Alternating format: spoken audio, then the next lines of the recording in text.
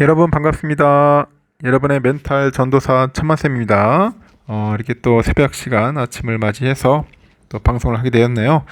토요일입니다. 날은 덥고 좀 습하고 좀 불쾌지수가 높죠. 이럴 때일수록 우리가 멘탈 관리, 건강 관리 잘했으면 좋겠습니다.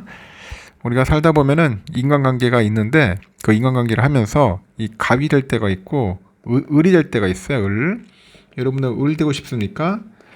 갑이 되고 싶죠. 갑. 이 갑이 되는 법에 대해서 한번 이야기를 해볼게요. 이 다른 사람에게 끌려다니지 않고 그 우위에 서는 방법은 의외로 간단하다고 합니다. 그것은 바로 사람 사이에 의미 부여를 하지 않는 거예요. 예? 의미 부여를 하지 않는 거다. 누군가와의 그 만남과 인연을 특별하게 포장을 하고 큰 의미를 부여할수록 그 의리 자리에 서게 되면은 감정 소모만 커진다고 하죠. 그래서 모든 사람과 선을 긋고요. 마음의 문을 닫으라는 그런 말이 아닙니다. 누군가가 당신에게, 여러분에게 건네는 손길에 지나치게 매달리지 말고 여러분 또한 누군가한테 호의를 베풀고 난 후에 큰 기대를 하지 말라는 의미입니다. 이 사람은 난로처럼 돼야 돼요, 난로. 난로처럼 돼야 한다. 너무 가깝지도 않고 너무 멀지도 않고 난로와 같아야 한다는 겁니다.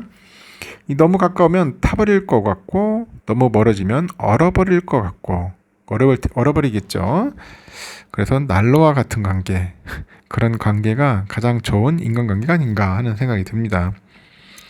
삼성과 관련된 다양한 이야기들을 한번 전달토록 하겠습니다. 아주 미세한 또 이렇게 D램 같이 보이는 것 같은데 인공지능 산업 확산으로 인해서 D램 반도체 시장에서 이 저전력 제품에 대한 수요가 크게 늘고 있네요.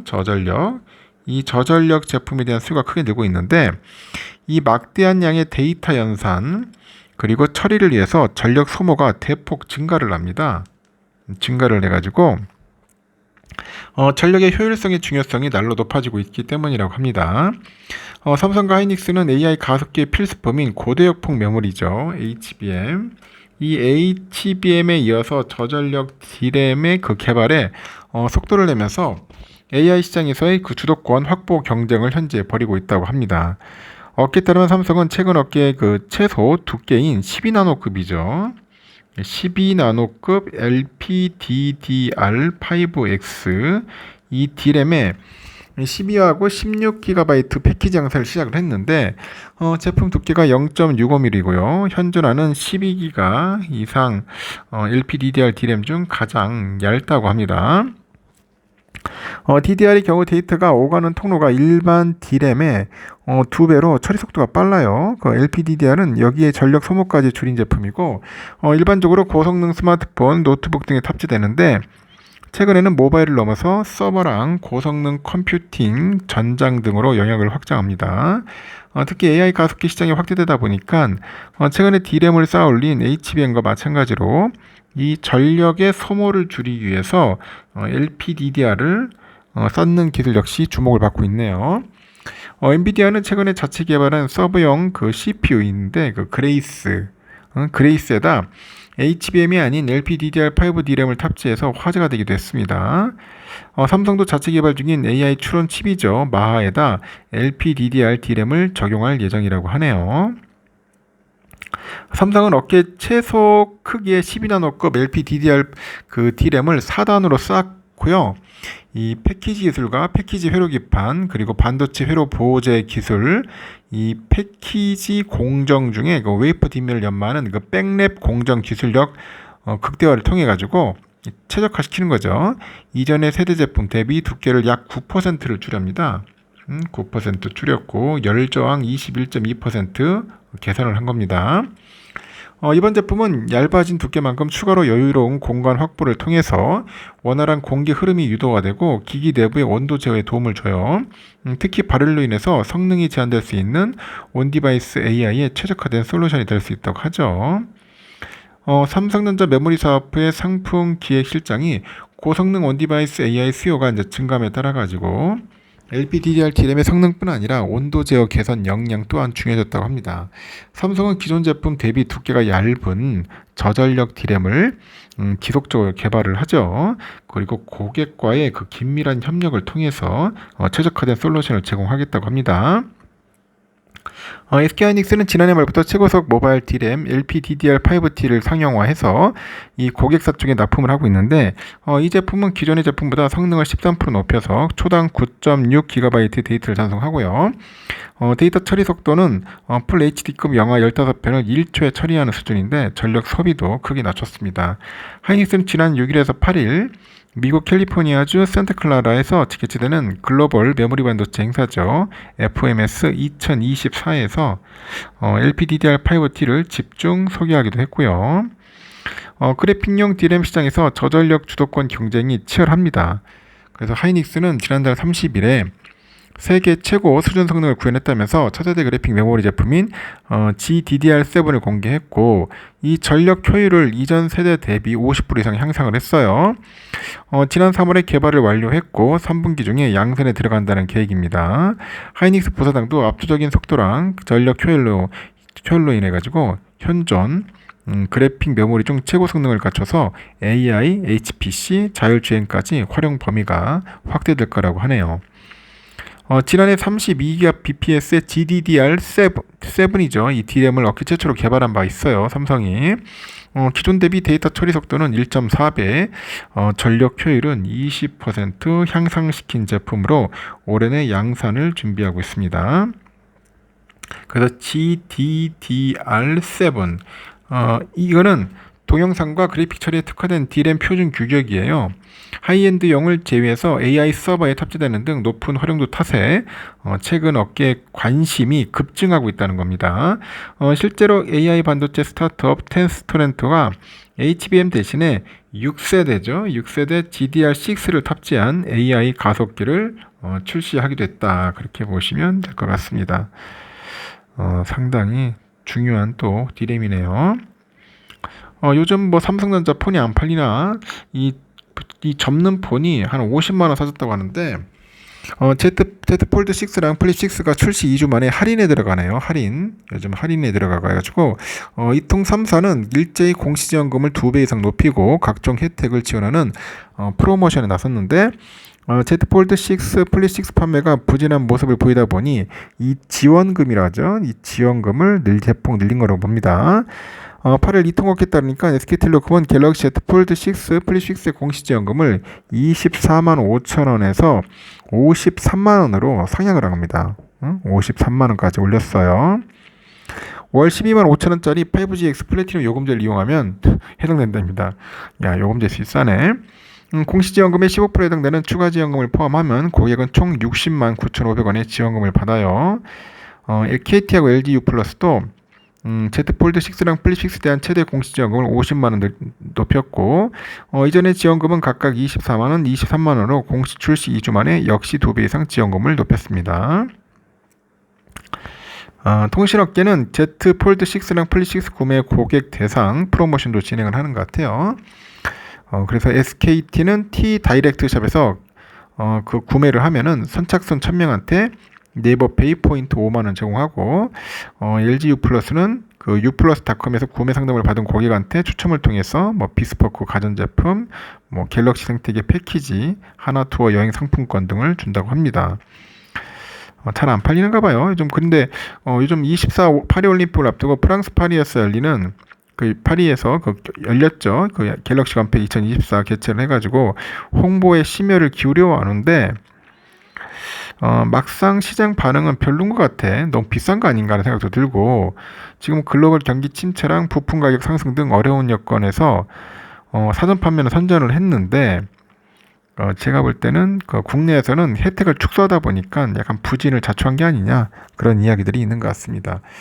보통 신제품 나올 때는 더블 스토리지 혜택이 있거든요. 그래서 혜택을 사라지게 한 거예요. 그러다 보니까 많은 사람들이 좀 관심을 많이 안 갖는 것 같습니다. 이 사진 속에 있는 인물이죠. 이거 이건희 전 회장인데 특히 유대인들이 노벨상의 3분의 1을 꼬박꼬박 가져가는 비결의 하나로 하브루타 학습법을 이야기한답니다. 하브루타. 교사와 학생 또는 학생과 학생이 짝을 이뤄서 자기 생각을 상대방한테 설명을 하면은 상대방은 질문을 하고 다시 거기에 대답하면서 혼자서는 찾기 어려운 새로운 그런 팩트나 관점을 발견하죠. 이 논쟁을 하다 보면은 서로 약간 목청이 높아져서 싸우는 것 같지만 유대인 학교에서는 흔히 볼 수 있는 모습이고 이런 방법을 우리나라에서 적용하면 좋겠다 싶어서 일부에서 막상 해보니까 문제가 있었다. 아무래도 상대방의 의견을 정면에서 비판함으로 서로 얼굴을 붉히고 뒤끝이 생겨서 이 동양식 인간관계에서는 적용하기 어렵더라 그런 이야기를 합니다. 그런데 그 하브루트와 비슷하게 창의적인 효과를 거둘 수 있는 간단한 방법이 있다고 하는데 그게 바로 OWHY, 5Y라고 하네요.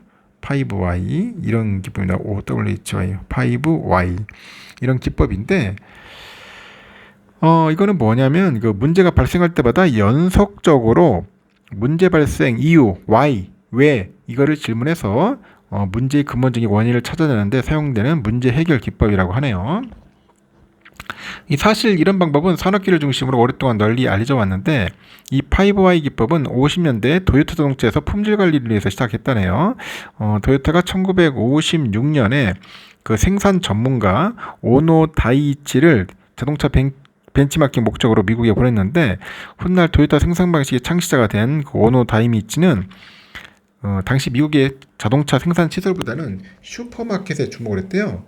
그래서 나온 것이 재고를 최소화하고 부품을 실시간으로 공급하는 저스트 인 타임 시스템이라고 합니다. 특히 오노 다이이치는 공장 내부에서 문제가 발생하면 즉각적인 해결책을 찾아서 실행하기보다는 문제의 근본 원인을 파악하는 데 주력을 하고요. 잠시 멈추어서 선입견을 버리고 생산 현장을 관찰한 뒤에 왜 그렇지라는 자문자답을 5번 하도록 권장합니다. 학자에게 분석을 맡기면 증상만 복잡하고 피상적으로 설명하는데 현장에서 단순하고 현실감 있는 추론을 통해서 근본의 원인을 찾는 것이 바로 5Y 분석이라고 강조합니다. 그래서 이 오노 다이이치는 what보다는 why에 주목하면서 5Y가 만들어졌다. 기계에 인간의 지혜를 놓고자 하면서 오늘과 같이 탄탄한 그 도요타의 품질이 만들어졌다고 언급을 하는 것 같아요. 이 5Y와 관련해서 도요타에서 흔히 언급되는 사례가 있다고 하는데 용접 로봇에 고장이 나서 생산에 차질이 빚었을 때 이걸 하는가 봅니다. 그래서 용접 로봇이 왜 멈추었나? 그리고 회로에 과부하가 걸려 표주가 났기 때문이다. 그러면 두 번째는 회로에 왜 과부하가 걸렸나? 뭐 이런 식으로. 세 번째는 베어링이 왜 충분하지 미끄럽지 못했나? 계속 질문하는 것 같아요. Why? 그렇게 해서 결론에 도달해가지고 이제 찾는다는 거겠죠. 하여튼 이런 식으로 해야 한다는 겁니다. 그래서 결론은 뭐냐? 이건희 그 회장도 생전에 5Y를 이용을 했다고 해요.